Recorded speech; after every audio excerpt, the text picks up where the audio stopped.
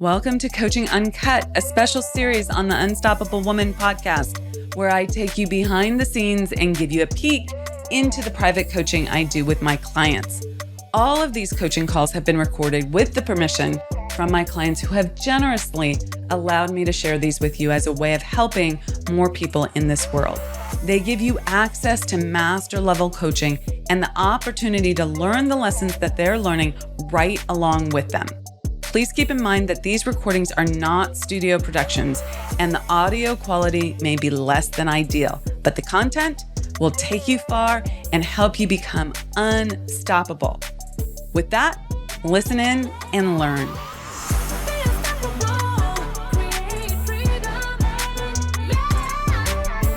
Hi, how are you? I'm fine. How are you? Good. Okay. How can I help you? Maybe we can continue to have the conversation from this morning about disappointment. Okay, let's do it. Let's go there. I feel like sometimes you're like, I was wondering how long this would take, and now we're here. Kind of. But, I have that all the time with coaching, right? You're like, oh, yay, they're finally ready. Yeah. Well, and it's iterative, okay? Yes, like so iterative. It's not like we haven't had this conversation at all, or we haven't discussed it. We have, okay? But it's at a different level, right? Yeah. You know, and so you have to recognize that. That's part of the process. That's part of how the coaching works. That's why, quite frankly, I'm going to make an argument for you to continue in some kind of fashion with immersion, and I have an idea on that, which I'm happy to share with you some point in this call or another call. But okay. But yes, let's start there. Okay. Here are my observations.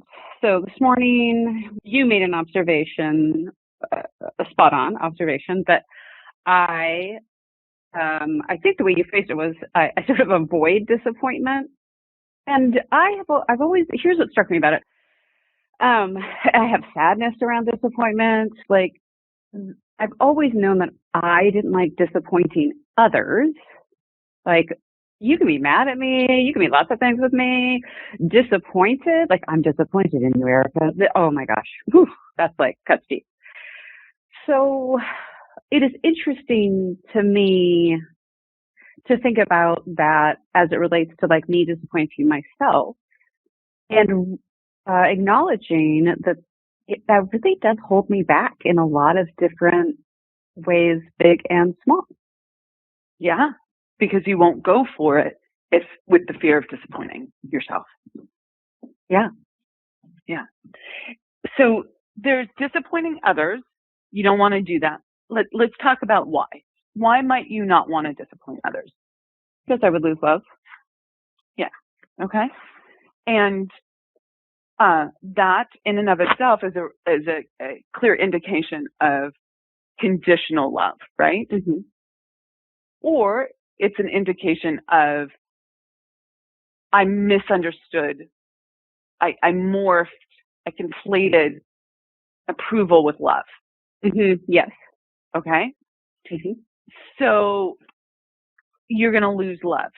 And you're going to lose love if you disappoint others, not because of any valid reason, right? I'm not asking you to be rational or logical here, but because your little self thought what?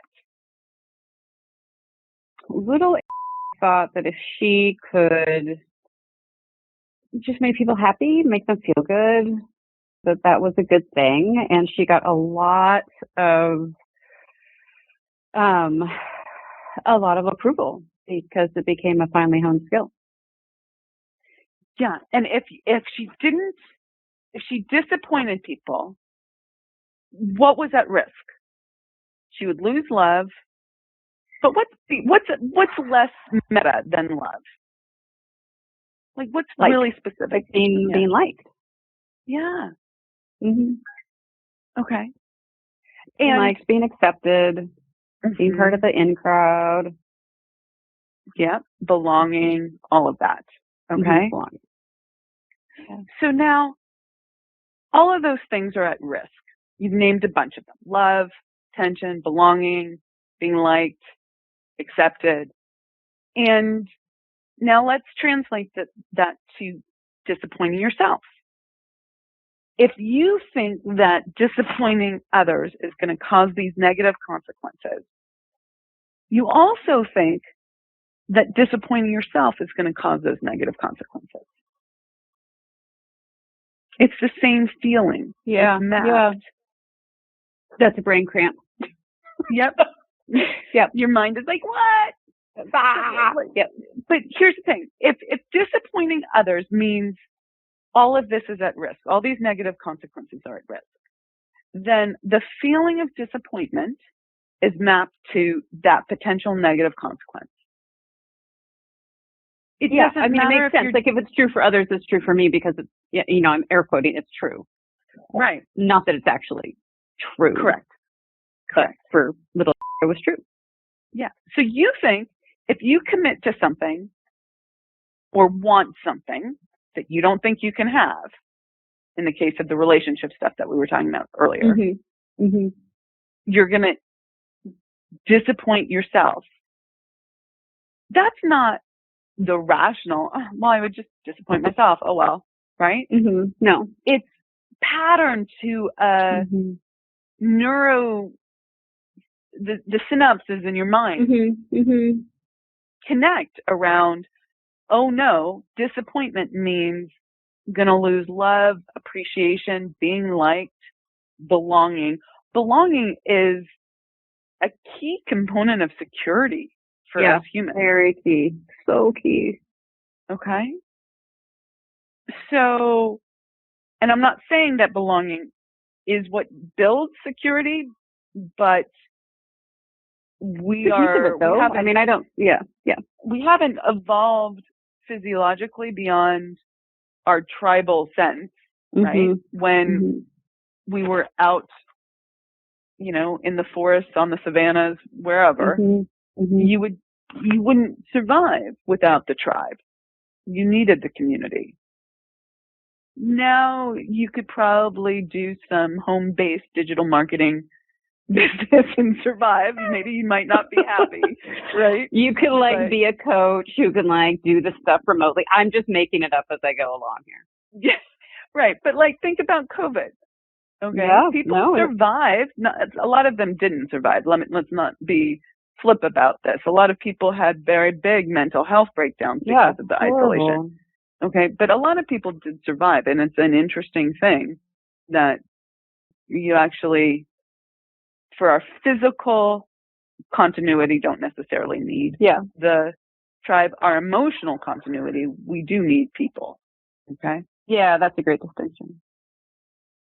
Yeah, so, but it really, I'm struck by, how, as I am so frequently when I have these epiphanies, how pervasive this is. I do a preemptive, I'm going back to yesterday when we were in I won't get the strategic planning intensive. Maybe I did get is that what we call that? SPI? Yes. And I literally was like, I don't know what my interim personal life goals are. And do I think part of that is stages of life? Sure. But I think it's because I just have, my first marriage just reinforced, just don't, if you don't have hopes, dreams, and aspirations for your personal life, then you'll never be disappointed. So just don't have those. Yep. But is that the way you want to live? No. Right. But the muscle is so anemic. It's just wow. Yeah. So let's not make you wrong, but let's also not give up on ourselves. Okay? Just don't make my muscles wrong when they atrophy a little bit. Yeah, it's just okay, I need to start doing a little bit at a time and focusing on, let's just focus on the upper body for a little while, okay? Just a tricep. Just the tricep, yes. So don't make yourself wrong. Great awareness. Why you're doing the coaching, because you want all the life, right? Not just the business success, but all the life. And bang. Yeah, exactly. Do you know what's surprising to me, though? I am surprised that I signed on for as much coaching as I did. one, it's a testament to how good you are at sales. But I genuinely am shocked with this because that set me up for the possibility of massive disappointment. Yeah, it did. Mm-hmm. But you're not disappointing yourself. So the actual truth here, let's just get really super, super clear, is that the conversation that we had, you recognized what you really wanted. You understood how the subconscious sabotages were keeping you stuck playing at the same level. In that window, you made a decision in favor of yourself before you could say no to yourself. At the risk of disappointing yourself, but you felt the truth, and for that moment, you said yes. Yeah. Now let's transpose that onto this current situation. All the conversation, well, let me do one more thing. All the conversation around the business coaching, you claimed that desire. Yes. And let's be clear, you had been listening to the podcast for what, 6 months, 8 months, something, a long time. Yeah, long time. You came to the summit. You were in the spirit of wealth. You were like, I want this, I want this, I want this. There was a lot of lead up around business. The personal life stuff, we had one pretty intense conversation. And then you wrapped that up in a nice little bow and put that little present in the top drawer of the dresser and turned the locking key on it and said, we're not going there anymore. My business is a lot safer than that, right? It's so much safer. It's my happy place. Yeah. But I guess my point in bringing that up is that all the things that you had been listening to me teach on were calling you forward into saying yes to yourself and what you truly wanted in your business. And that's where you've been focusing. Yeah. This, on the personal side, personal life side, although you want it and you know, you're on the edge, right? You're skirting the outer edges of it. You haven't really claimed it yet as something that you want to work on. I would put a finer point on it. I think I've done a fantastic job of judiciously avoiding. Yes. Agreed. I mean, I really want to own that and name it. Yeah. I've avoided it. And so there's something to that. Yeah. And the call earlier today with Inner Circle, you were, you know, everything's fine. It's great. And I'm like, okay, well, I'm going to bust out the law of relativity and say, but genuinely, relative to how it was, this is great. It is joy, and I'm hearing you say that's great, Erica, and I can still want more. Correct, and that is what I've not felt entitled to. Exactly, because this is so much better than first marriage. Without a doubt, right? It's just setting the bar so low. Okay. Different universe than first marriage. Okay. Yeah. And we're not going to deny that, right? We don't say this is wrong, this is bad. It's like you can be appreciative and grateful and just freaking delighted by what you have. In fact, that's the way to more, is to be there, with the one caveat that you can't suppress or deny your very human directive for more life. The thing that people get into a little bit of a pickle is that if you always are looking at what's not right or what I want more of, and you are disappointed, then that's not a healthy, functional way forward. What you're doing is you're looking at what you have and saying, it's perfect, fine. But that also is not the most functional, most healthy way forward, because you're denying the fact that you're human and humans love to grow. So there's always going to be more that you want to grow into, even in your relationship. Yeah. Oh, 100%. So neither of those work what works is what we talked about earlier, being incredibly grateful, delighted by what you have, and also claiming what you truly desire. The next thing, one small little thing. Let's just work on the tricep.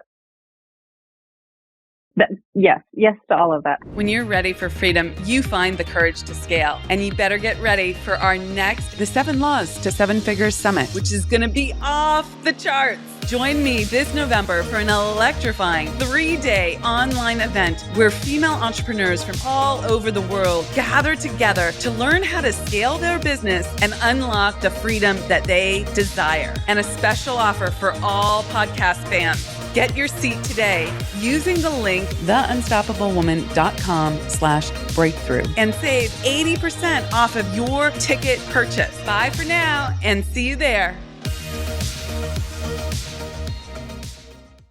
I'm trying to figure out how this relates to having a clear sense of what done is so that we don't get stuck in this nothing's ever enough loop. Feels in my mind right now, just the level of awareness that I'm at feels like in conflict with this somehow. I know it's not, but just where I'm at. So you're halfway to your financial goal for the quarter, correct? Not quite. More or less half. Well, close. I'm real close. A few $1,000. You're very close to halfway through to your financial goal. And it's more than you've made in this kind of period of time than before. Correct.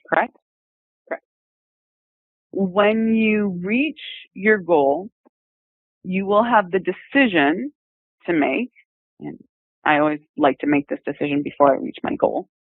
Do I have a bigger financial goal after that? Or do I have a different business goal after that? What is the next growth area that I'm going for? Is it more time off? Is it better impact for the clients? What is the next goal? You get clear about what that is, and you also know that you will always grow. If you just meet this quarterly goal, financial goal, and you never set another goal for yourself that's bigger in either in the financial arena or any other arena, you will start dying because you're either growing or dying. That's not moving the goalposts. It's only moving the goalposts if you say you're not enough unless you meet this goal. And even if you meet this goal, that's not enough because you have to meet this goal to be enough. I kind of said the same thing there. Okay. It's a different mental perspective. It's like, oh, great. I met this goal, but my true aspiration is growth, not goal. The goal is a metric. Okay. Growth, not goal. That's helpful. Yeah. I just made that up. But it's Run true. with it. Yeah.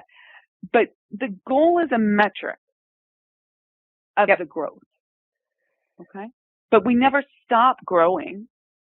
If you stop setting goals for yourself or desires, if you don't like the word goal, right? Desires, things you want to achieve, things you want to create, things you want to manifest.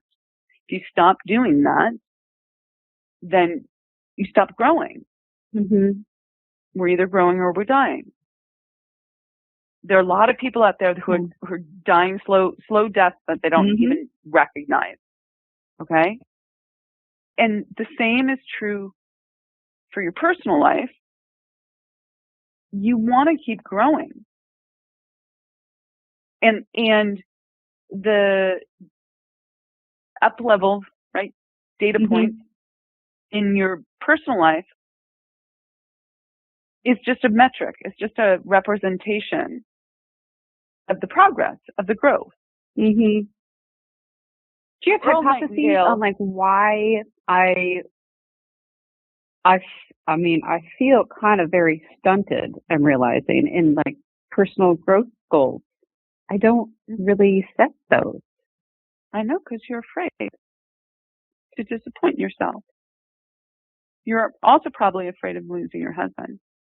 if you ask for more. Yeah, that's fair. That's old trauma. I get it. Old trauma.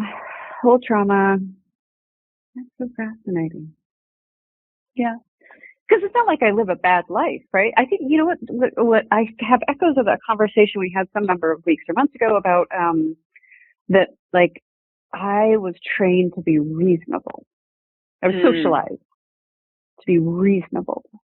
I said reasonable. I mean, for some people, they wouldn't be running marathons, you know, getting black belts, whatever. Like, physically, I've set those goals, which for me are fun. But I don't do a lot of that. You don't do a lot of setting personal goals. Okay. Nope. Not in my personal life. It's like I kind of roll along and things are mainly goodish. And that's good enough. I strive so much more in my professional life than I do in my personal life. And I think one of the things that is challenging as a entrepreneur is that those can become, and I think I allowed this to happen for me, those can become kind of like one and the same, because being entrepreneurial or an entrepreneur could be a piece of your identity. 100%. So it's kind of like, it's like a cute end run thing. Like, oh, look, no, I'm striving, I'm setting the goals. Yeah. So go back to childhood for a moment. Okay. And you got, if I'm understanding correctly, you got accolades for doing. Yes, I got accolades for doing. I got accolades for making other people feel, not just in my family, but like, you know, my mom was always like, you make friends so quickly. Mm-hmm. You make other people feel good. Yeah. So that didn't leave a lot of space for. No. So let me give you an analogy from my life. I got accolades for making a good argument at the dining room table. Okay. I got accolades for, you know, reading, doing reports, all of that. I did not get accolades for riding a bike or doing anything physical, right? My family read the New York Times on Sunday morning. They didn't go on the bike ride. Okay. Okay. That means that when I go after sport, athletic, health goals, I'm going against my upbringing, my conditioning of what's important, where I get safety, belonging, love, was in the intellectual prowess rather than in the physical prowess. So I will always put the intellectual first, because that's the well-worn path through the forest. But I really like how I look when I work out. Okay. So, but there's a conflict there. And that's the same thing often for women in business. You get accolades for the doing, but you didn't get accolades for saying, I really want you to pay attention to me, right? I want to be cherished. Okay. No. Okay. In fact, that was probably got the stink eye for that, right? Like, hurry up, you know, enough of that. This is what we're paying attention to over here. I get that your parents were great parents, right? And you were the apple of their eye, still are. But that there was a different emphasis, and there wasn't space. You'd be surprised. There are people who were parented differently, and different traits got supported, affirmed. So you have to recognize that not only is it this is so much better than marriage number one, who might ask for more? Shouldn't I be grateful? Yeah. It's also the conditioning of what makes you a good human. And I'm curious about whether intimacy, presence, recognition, spending quality time together, holding hands, whatever your desires are in your marriage, were those attributes, qualities that were not just lip service or cognitively supported, but actually modeled for you? In my family of origin? Yeah. I don't think anyone would describe my family as warm and fuzzy. We're very welcoming, friendly, and my parents are like, they've been together for 50-umpteen years. They have they have a good partnership. They're not physically, they don't hold hands, they don't touch, they're very like synced up and connected, but that was never modeled for me. Okay. So now, like, the next step for you is to look at what you actually want that you don't currently have. Don't make what you have wrong. Yeah, wrong. Okay, or not enough. But what is it that you would like more of or differently of in your marriage? And I think you said earlier, I want to go out more together when we're together. Is that correct? Yes, more adventuring. More adventuring. Okay. So start with that. That's the tricep muscle. Okay?